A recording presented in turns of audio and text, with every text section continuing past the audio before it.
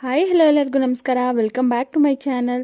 ಲಕ್ಷ್ಮೀ ಪರಮ ಧಾರಾವಾಹಿ ಇವತ್ತೇನಾಗುತ್ತೆ ಅಂತ ಕ್ವಿಕ್ಕಾಗಿ ನೋಡ್ಕೊಂಡು ಬರೋಣ ಬನ್ನಿ. ಮೊದಲಿಗೆ ಇಲ್ಲಿ ವೈಷ್ಣವ್ ಲಕ್ಷ್ಮೀನ ಕಣ್ಣಿಗೆ ಬಟ್ಟೆ ಕಟ್ಬಿಟ್ಟು ಸರ್ಪ್ರೈಸ್ ಕೊಡೋದಕ್ಕೆ ಅಂತ ಬಂದಿರ್ತಾನೆ. ಅಲ್ಲಿ ಹೇಳ್ತಾನೆ, ಮಹಾಲಕ್ಷ್ಮಿ ನೀವೇ ನನ್ನ ಜೀವ, ನಿಮ್ಮನ್ನ ಬಿಟ್ಟಿರೋದಕ್ಕಾಗಲ್ಲ ಅಂತೆಲ್ಲ ಹೇಳಿ ಕೊನೆಗೆ ನಾನು ಹೇಳೋವರೆಗೂ ನೀವು ಕಣ್ಬಿಡೋ ಹಾಗಿಲ್ಲ ಅಂತ ಕಣ್ಣಿಂದ ಬಟ್ಟೆ ಕಟ್ಬಿಟ್ಟು ಈ ಕಡೆ ಬನ್ನಿ ಅಂದ್ಬಿಟ್ಟು ಮೇಲ್ಗಡೆ ತೋರಿಸ್ತಾನೆ. ಅಲ್ಲಿ ಸರ್ಪ್ರೈಸ್ ಕಾದಿರುತ್ತೆ ಲಕ್ಷ್ಮಿಗೆ.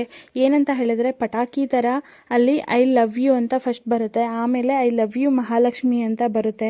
ಲಕ್ಷ್ಮಿಗಂತೂ ತುಂಬಾ ಖುಷಿ ಆಗುತ್ತೆ. ಖುಷಿ ಆದಮೇಲೆ ಆ ಕಡೆ ಅದೇ ಇದರಲ್ಲಿ ಟೆರಸಲ್ಲಿ ಕಾವೇರಿ ನೋಡ್ತಾ ಇರ್ತಾಳೆ. ಐ ಲವ್ ಯು ಮಹಾಲಕ್ಷ್ಮಿ ಅನ್ನೋದನ್ನು ಕಾವೇರಿ ನೋಡ್ಬಿಡ್ತಾಳೆ.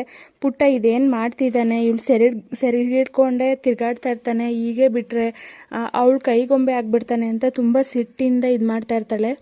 ಹಾಗೆ ಇನ್ನೊಂದು ಕಡೆ ಲಕ್ಷ್ಮಿಗೆ ಪ್ರಪೋಸ್ ಮಾಡ್ತಾನೆ ವೈಷ್ಣವ್. ಆ ರೀತಿ ಲಕ್ಷ್ಮಿಗಂತೂ ತುಂಬಾ ಖುಷಿ ಆಗುತ್ತೆ. ಇಬ್ಬರು ಕೂಡ ಲವ್ನ ಎಕ್ಸ್ಪ್ರೆಸ್ ಮಾಡ್ಕೋತಾರೆ.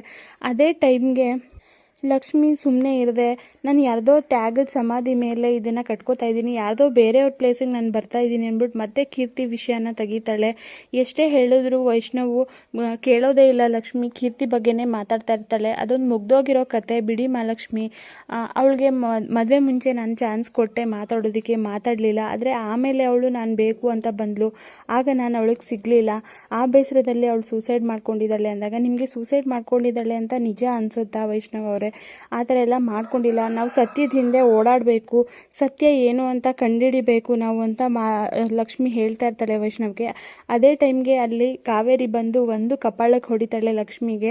ಲಕ್ಷ್ಮಿ ಫುಲ್ ಗಾಬರಿ ಆಗಿಬಿಡ್ತಾಳೆ. ವೈಷ್ಣವು ಶಾಕಿಂದ ನೋಡ್ತಾ ಇರ್ತಾನೆ. ಏನು ಮಾಡ್ತಿದ್ಯಾ ಲಕ್ಷ್ಮಿ, ಇಬ್ಬರು ಸಂಸಾರ ಹಾಳು ಮಾಡಿಕೊಂಡು ಆ ಕೀರ್ತಿ ಬಗ್ಗೆನೇ ಯೋಚನೆ ಮಾಡ್ತಾ ಇದೆಯಾ? ಎಷ್ಟು ಸರಿ ನಿನ್ಗೆ ಹೇಳೋದು, ಅವಳ ವಿಷಯ ಎತ್ತಬೇಡ, ನಿಮ್ಮಿಬ್ಬರು ಸಂಸಾರ ಹಾಳಾಗುತ್ತೆ, ಇಬ್ಬರು ಕೂಡ ಚೆನ್ನಾಗಿರಿ ಅಂದರೆ ಮತ್ತೆ ಮತ್ತೆ ಅದೇ ವಿಷಯನ ಎತ್ತಾ ಇದೆಯಾ? ಹಳೆ ವಿಷಯನ ಎತ್ತಿ ಪುಟ್ಟಂಗೆ ಬೇಜಾರು ಮಾಡ್ತಿದ್ದೀಯಾ ನೀನು ಅಂತ ರೇಗ್ತಾ ಇರ್ತಾಳೆ. ಕೊನೆಗೂ ರೇಗ್ಬಿಟ್ಟು ಇಬ್ರಿಗೂ ಕೂಡ ಹನಿಮೂನ್ ಟಿಕೆಟನ್ನು ಬುಕ್ ಮಾಡಿದ್ದೀನಿ, ಇಬ್ಬರು ಹನಿಮೂನ್ಗೆ ಹೋಗ್ಬಿಟ್ಟು ಬನ್ನಿ ಅಂದ್ಬಿಟ್ಟು ಅಲ್ಲಿಂದ ಲಕ್ಷ್ಮಿ ಹೊರಡ್ತಾಳೆ. ಕಾವೇರಿ ಹೊರಡ್ತಾಳೆ. ಹಾಗೆ ಲಕ್ಷ್ಮಿ ವೈಷ್ಣವಿ ಇಬ್ಬರು ಕೂಡ ಕೂತ್ಕೊಂಡು ಮಾತಾಡ್ತಾ ಇರ್ತಾರೆ. ಮತ್ತೆ ಲಕ್ಷ್ಮಿ ಕೀರ್ತಿ ಬಗ್ಗೆನೇ ಮಾತಾಡ್ತಾ ಇರ್ತಾರೆ. ಆಗ ವೈಷ್ಣವ್ಗೆ ಬೇಜಾರಾಗ್ಬಿಡುತ್ತೆ. ಇಲ್ಲ ಮಹಾಲಕ್ಷ್ಮಿ, ನಾನು ಅದರಿಂದೆಲ್ಲ ಆಚೆ ಬರಬೇಕು, ದಯವಿಟ್ಟು ನನ್ನನ್ನು ಒಬ್ಬನೇ ಇರೋಕ್ಕೆ ಬಿಡಿ ಅಂದ್ಬಿಟ್ಟು ಬೇಜಾರಲ್ಲಿ ಕೂತ್ಕೊಂಡಿರ್ತಾನೆ. ಆಮೇಲೆ ಲಕ್ಷ್ಮಿ ಅಲ್ಲಿಂದ ಹೊರಡ್ತಾಳೆ, ಹೋಗಿ ಮಲ್ಕೋತಾಳೆ.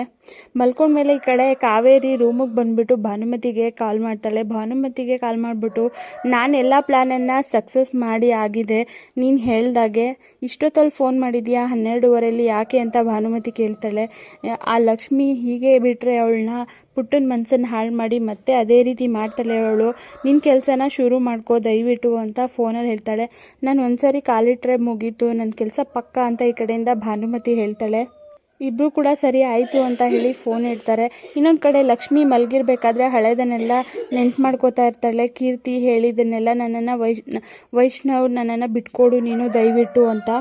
ಅದೆಲ್ಲ ನೆನೆಸ್ಕೊಂಡು ತುಂಬಾ ಬೇಜಾರು ಮಾಡ್ಕೊಂಡು ಹಾಗೆ ಮಲಗಿರ್ತಾಳೆ ಲಕ್ಷ್ಮಿ. ಆಮೇಲೆ ಎದ್ಬಿಟ್ಟು ಏನು ಮಾಡ್ತಾಯಿದ್ದೀನಿ ನಾನು, ಕೀರ್ತಿನ ಮರಿಬೇಕಂತೆ, ಮರೆಯಲ್ಲ ನಾನು, ಅವಳಿಗೆ ನ್ಯಾಯ ಕೊಡಿಸ್ತೀನಿ ಅಂತ ಕೂತ್ಕೋತಾಳೆ. ಎದ್ದು ಕೂತ್ಕೊಂಡಾಗ ಅವರು ಮಾದೇವಯ್ಯ ಅವರು ಕೊಟ್ಟಂತಹ ಕ್ಯಾಮ್ರಾನ ನೆನೆಸ್ಕೊಂಡು ಆ ಕಡೆ ನೋಡ್ಬಿಟ್ಟು ಕ್ಯಾಮ್ರಾ ತಂದು ಕೂತ್ಕೊಂಡು ಇದೇನು ಕ್ಯಾಮ್ರಾ ಇದ್ದಂಗೆ ಇದೆಯಲ್ಲ ಅಂತ ತಿರುಗಿಸಿ ನೋಡಿ ಕ್ಯಾಮ್ರಾನೆಲ್ಲ ಓಪನ್ ಮಾಡಿ ಯಾವ ರೀತಿ ಓಪನ್ ಮಾಡೋದು ಏನು ಅಂತ ಅಲ್ಲಿ ಆನ್ ಮಾಡ್ತಾಳೆ. ಆನ್ ಮಾಡಿದ ತಕ್ಷಣ ಕೀರ್ತಿ ಮತ್ತು ಕಾವೇರಿ ಇಬ್ಬರು ಮಾತಾಡಿರೋದು ಕೇಳಿಸ್ಕೊತಾ ಇರ್ತಾಳೆ.